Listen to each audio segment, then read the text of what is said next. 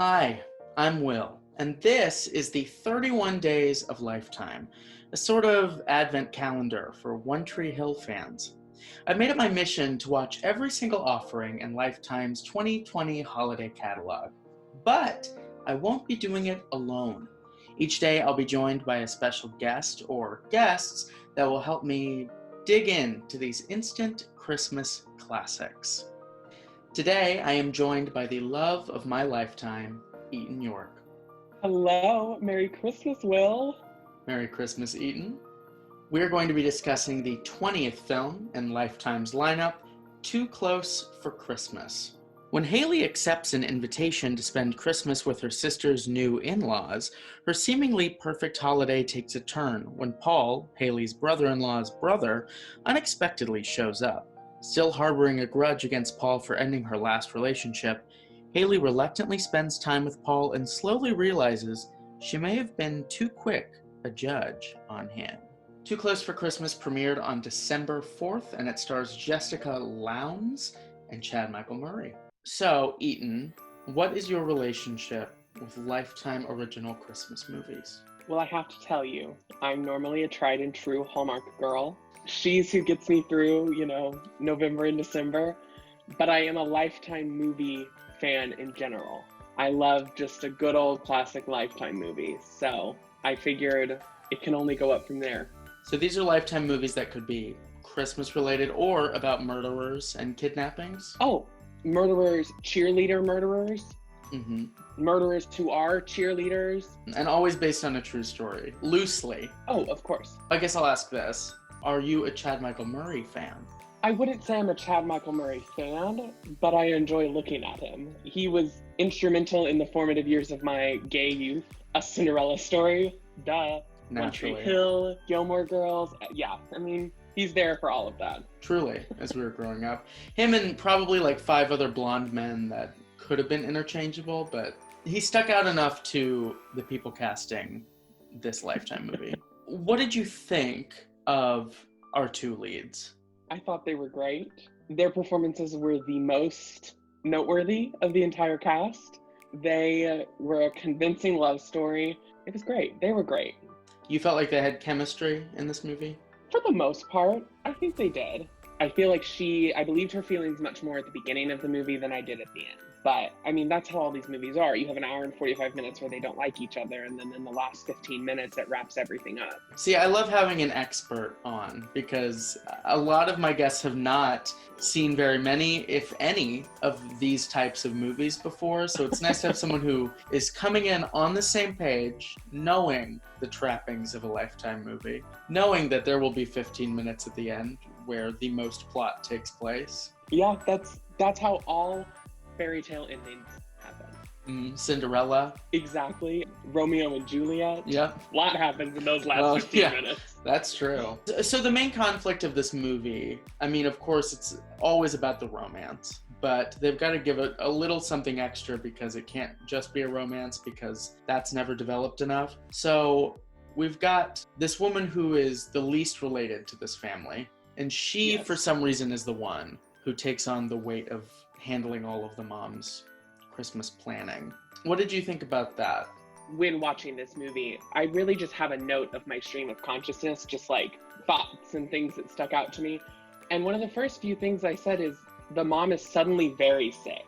It's not referenced at all by the sister, by anyone in the family that the mom is even slightly off. And then all of a sudden, it is like she cannot function as a human being. She must not have Christmas. I was kind of like, where did that come from? But then also I was like, you're not part of this family by blood. Why did you take on all this responsibility? I would have said, it's not my job.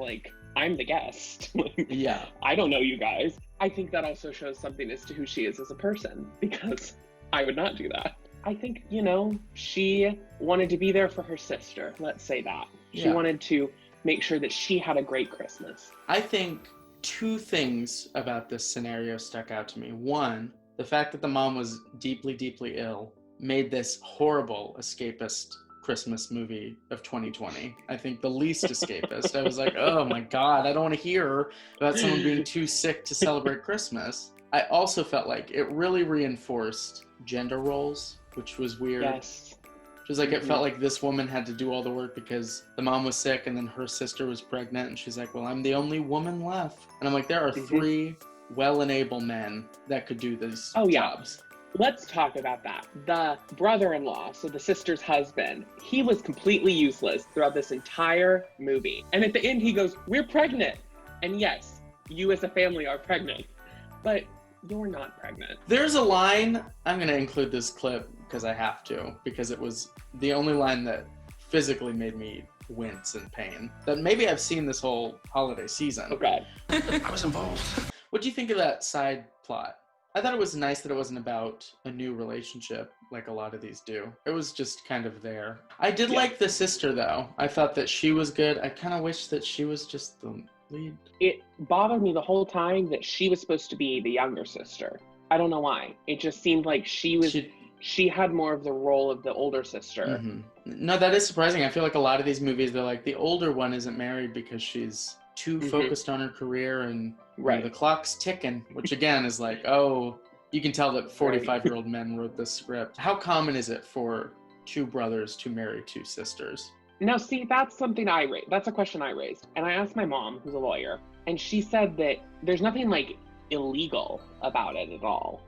But then I said, it brings up the whole thing of like twins marrying twins. My mom, she was like, it's not like illegal, it just can be kind of weird sometimes. Like, so. Which it is very strange. I think about the twins thing, it's like their kids would have like the same DNA. Where's that TLC show? It just makes me think of 7 Brides for 7 Brothers. Because when I was young, I assumed that all the brides were sisters as well. And I'm like, that is so convenient. What else happened in this movie? What were some of the like tradition, cutesy moments that stood out to you?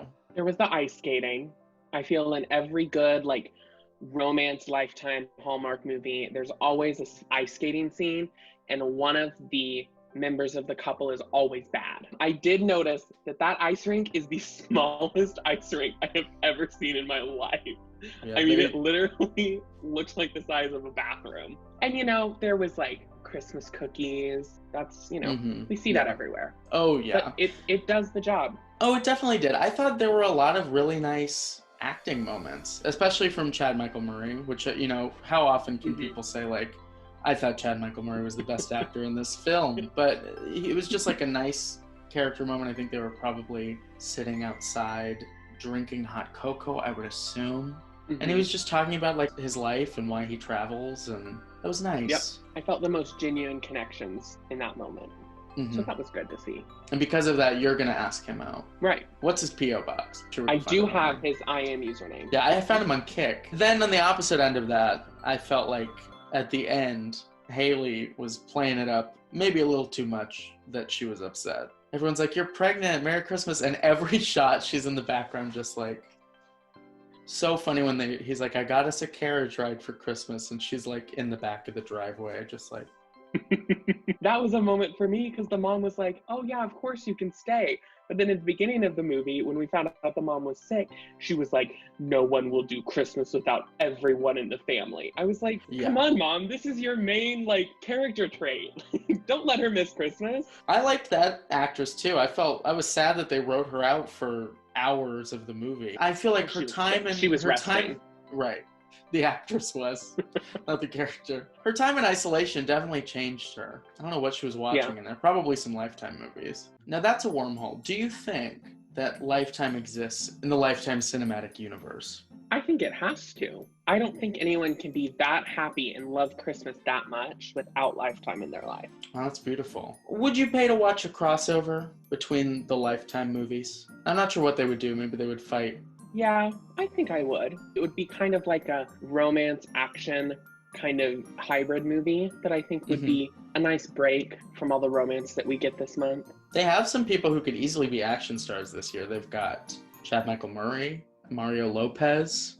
Melissa Joan Hart, I think, could hold her own in a fight scene. Oh, absolutely. Fran Drescher is Thanos. You know, I think they need to hire you, not only to comment on all of the Christmas movies next year, but to write the finale to the Christmas movie marathon. The finale. See, that's what I'm wishing. You know, it's sad because it's like, I know how the format of this is going to be is we're in the middle right now where they're all like pretty good. They've got well-known people. And then I'm sure the last 2 weekends are going to be like Poosville of like, no one's watching Christmas movies this late. We're just going to throw whatever at you. I wish there was a crossover at the end. That'd be great. After Christmas hits, we're going to get like some really bad like remake of like a popular movie. Last year we got Cats on Christmas, so I think, and that is probably what caused the pandemic. So honestly, I think anything beats Cats. Well, I'm gonna play a little game. I'm changing the game up every few episodes of this, but the game right now is, if you could change one thing about this movie to make it better. So say you're like a producer, so you get to do a rewrite or a recast or something like that. To make this movie better, what would your change be? I mean, I think I would have her have a different job. I feel like all of these girls in these Lifetime movies are like an event planner or an executive assistant. They're never running the show. So I want to see like a boss-ass CEO taking the little small town and everyone there by storm. We can keep the general cookie-cutter Lifetime movie, but I feel like we can add some new details in that would make it just different and exciting and fun. And pantsuits, so. No, I completely agree. I think having a character with job security would be nice because I didn't care about that at all in this movie. Right away, her sister was like, you should just quit. And I'm like, wow, we're getting to this early.